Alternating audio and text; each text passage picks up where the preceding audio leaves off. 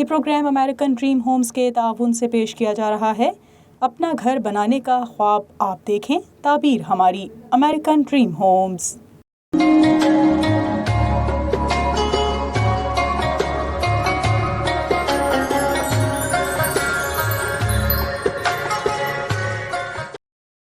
اعوذ باللہ من الشیطان الرجیم، بسم اللہ الرحمن الرحیم۔ ربی اشرح لی صدری ویسر لی امری واحلل عقدۃ من لسانی یفقہوا قولی۔ السلام علیکم ورحمۃ اللہ وبرکاتہ۔ وائس آف ساؤتھ ایشیا کی رمضان ٹرانسمیشن بعنوان رحمت رمضان کے ساتھ میں مسز نصرت رانا ڈار آپ کی خدمت میں حاضر ہوں۔ آج کی ہماری گفتگو کا عنوان ہے عظمت و شان قرآن اور نزول قرآن، یعنی انشاءاللہ کلام مجید کی عظمت بیان کرنے کے بعد آج شب قدر کے بارے میں گفتگو ہوگی۔ ناظرین کرام، کلام مجید فرقان حمید اللہ رب العزت کی طرف سے انسان کے نام آخری پیغام بھی ہے اور عالم انسانیت کے لیے بیش بہا انعام بھی ہے۔ یہ کلام الہی قریباً 23 سال میں بصورت وحی حضور خاتم النبیین صلی اللہ علیہ وآلہ وسلم پہ نازل ہوا، جس میں خدائے بزرگ و برتر نے اپنے احکامات اور ہدایات کو تمام و کمال حالت میں اتارا۔ اس کلام پاک صحیفہ انقلاب کا نزول رمضان کریم میں ہوا اور اسی نسبت سے بلا شبہ قرآن اور رمضان کا آپس میں ایک گہرا تعلق ہے۔ ناظرین مکرم، اگرچہ بحیثیت مسلمان کلام مجید کے ساتھ ہمارا تعلق پورا سال کے ہر مہینے ہر دن کے ساتھ ہونا چاہیے، لیکن آپ میری اس بات سے اتفاق کریں گے کہ شاید ہمارا یہ حق، ہمارا یہ تعلق کلام مجید کے ساتھ باقی نہیں رہا، بلکہ نسبتاً رمضان کریم میں ہمارے گرد و پیش میں قرآن مجید کی تلاوت اور اس سے تعلق کا رجحان قدرے بڑھتا نظر آتا ہے۔ کلام مجید کی تلاوت کی بیش بہا فیوز و برکات ہیں جو ہم جانتے ہیں، اور آقا کریم صلی اللہ علیہ وآلہ وسلم کی حدیث مبارکہ کے ذریعے یہ فیوز و برکات، یہ انعامات ہم تک پہنچی ہیں۔ ایک حدیث مبارکہ کے مطابق کہ کلام مجید کے ہر حرف پڑھنے کے صلے میں اللہ کی طرف سے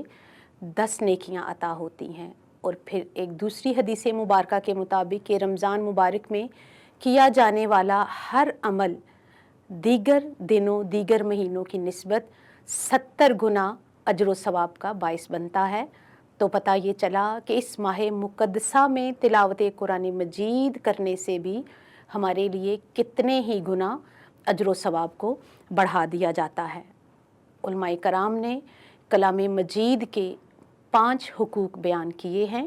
آئیے اس ماہ مقدسہ کی برکت سے ان کو بھی ملاحظہ کر لیتے ہیں، دہرا لیتے ہیں۔ سب سے پہلا حق جو اہل علم نے، علماء کرام نے لکھا ہے، وہ یہ کہ بندے مومن کا کلام مجید پہ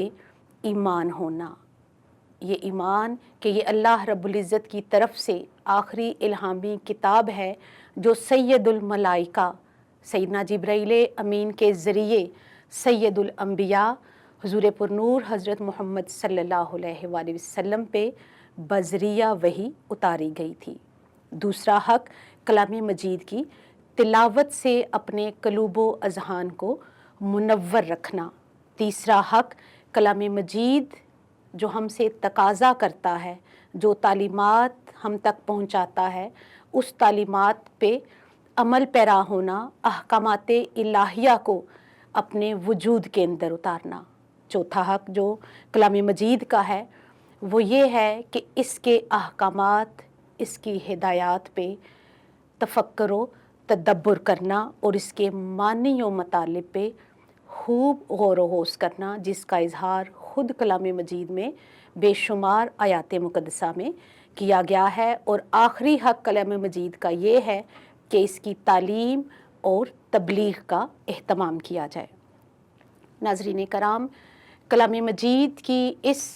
शान और अज़मत के मुख्तसर से ज़िक्र के बाद आइए शब कद्र के मौजू की तरफ बढ़ते हैं कि ये शब कद्र क्या है। बिहम्दि ताला हम इस वक्त रमज़ान करीम के आखिरी अशरा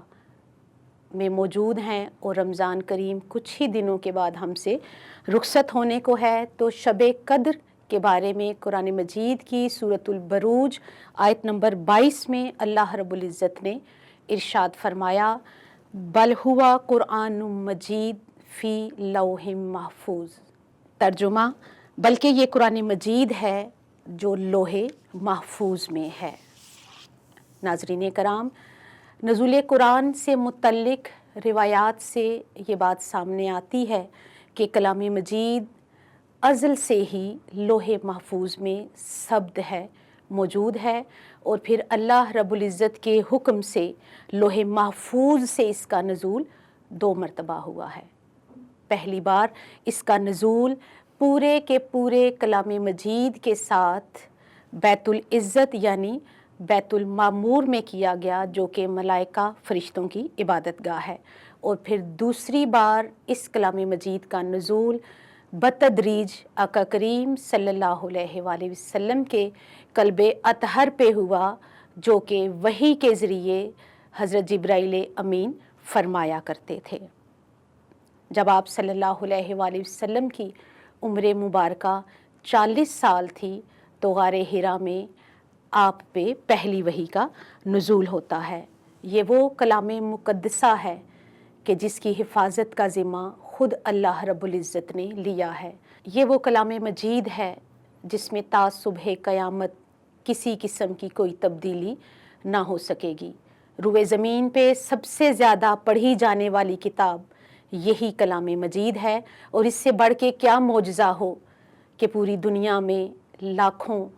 करोड़ों की तादाद में हुफ़ाज़ के सीनों में ये किताब मौजूद है और महफूज है। कलाम मजीद में सूरतुद्दुहान की आयत नंबर 3 में अल्लाह रब्बुल इज़्ज़त ने लैलतुल क़द्र के बारे में इरशाद फरमाया कि हमने इसे एक बरकत वाली रात में नाजिल फरमाया है। कलाम मजीद के नज़ूल का ज़िक्र हुआ और एक बाबरकत रात यानी लैलतुल क़द्र की तरफ इशारा किया गया कि ये वो रात है जो बेशबहा फ़जीलत की रात है, बेमिसल रात है, जिसके बारे में हज़रत सईदना अनस बिन मालिक रज़ियल्लाहु तआला अन्हु से रिवायत है कि आका करीम सल्लल्लाहु अलैहि वसल्लम का इरशाद है, बिलाशुबा अल्लाह रब्बुल इज़्ज़त ने लैलतुल क़द्र मेरी ही उम्मत को अता की, इससे कबल किसी उम्मत को ये रात अता नहीं की गई। हाज़रीन मुकर्रम, शब कद्र, आइए कुछ गुफ्तगू इसके मानियो मफ़हूम पे कर लेते हैं। लैलतुन अरबी में रात को कहते हैं और कद्र के माना मंजिलत है, यानी ये ऐसी रात है जो अपने अंदर कद्रो मंजिलत रखती है। बुजुर्गी और बड़ाई की हामिल ये रात दूसरी रातों के मुकाबले में इंतहाई आला शर्फ की हामिल है। इसी शब कद्र के बारे में उलमा कराम ने इसका ये माना भी बयान किया है कि चूँकि बंदे मोमिन इस रात की तलाश में जो शब भर जागते हैं, अल्लाह रब्बुल इज़्ज़त की याद में मसरूफ़ रहते हैं, इबादत करते हैं, तो उनके इस अमल के सिले में अल्लाह पाक उन्हें कद्रो मंजिलत और सवाब से नवाजता है। इसलिए भी इसका नाम लैलतुल क़द्र है।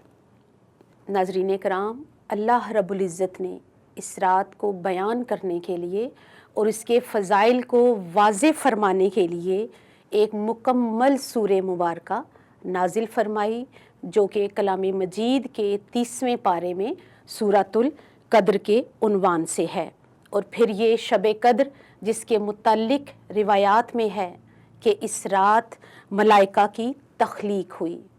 जन्नत में दरख्त लगाए गए, और यही वो रात है जब सईदना ईसा अलैहिस्सलाम को ज़िंदा आसमान की तरफ उठा लिया गया था, और बनी इसराइल की तौबा भी इसी शब कद्र को कबूल हुई थी।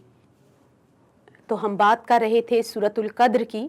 کہ اللہ رب العزت نے باقاعدہ طور پہ ایک مکمل صورت اس نام کے ساتھ کلام مجید میں ارشاد فرمائی ہے۔ ترجمہ اس طرح سے ہے، بے شک ہم نے اس قرآن کو لیلۃ القدر میں نازل کیا، اور تمہیں کیا معلوم کہ لیلۃ القدر کیا ہے؟ لیلۃ القدر 1000 مہینوں سے بہتر ہے، اس میں فرشتے اور روح ہر کام کے لیے اترتے ہیں، یہ رات طلوع صبح تک سلامتی ہے۔ ناظرین کرام، اس مذکورہ سورہ مبارکہ میں اس واحد رات کو تمام مہینوں نہیں بلکہ 1000 مہینوں سے افضل قرار دیا گیا۔ ناظرین کرام، اس واحد رات کو 1000 مہینوں سے برتر اور بہتر قرار دیا گیا۔ اب اگر علم الحساب کے مطابق 1000 مہینوں کا جائزہ لیں تو اس سے تقریباً 83 سال اور 4 مہینے بنتے ہیں۔ اور روایات میں اس کا پس منظر یہ بھی بیان ہوا ہے کہ ایک بار ایک مجلس میں آقا کریم صلی اللہ علیہ وآلہ وسلم کے سامنے بنی اسرائیل کے ایک ایسے شخص کا ذکر کیا جا رہا تھا جس نے 1000 سال جہاد میں صرف کیے اور اللہ کی طرف سے بے پناہ اجر و ثواب کا حقدار ٹھہرا۔ اس پہ صحابہ کرام نے عرض کی کہ ہماری تو عمریں ہی طویل نہ ہوں گی، ہمیں اللہ کی طرف سے تھوڑی عمریں عطا کی گئی ہیں، تو کیسے ممکن ہے کہ ہم میں سے کوئی بھی اس قدر اجر و ثواب کا حقدار ٹھہرے، طویل عمر پائے اور اس طرح سے کوئی خدمت کر سکے؟ تو اس پہ آقا کریم صلی اللہ علیہ وآلہ وسلم نے فرمایا کہ اے لوگو، اے صحابہ کرام، تمہیں اللہ کی طرف سے یہ ایسی رات عطا ہوئی ہے کہ جو ایک رات ہے لیکن اپنے اجر و ثواب کے لیے 1000 راتوں سے بہتر قرار دی گئی ہے۔ حضرت انس بن مالک رضی اللہ تعالیٰ عنہ سے مروی حدیث مبارکہ میں حضور پرنور حضرت محمد مصطفیٰ صلی اللہ علیہ وآلہ وسلم نے ارشاد فرمایا، یہ مہینہ رمضان تم کو ملا ہے،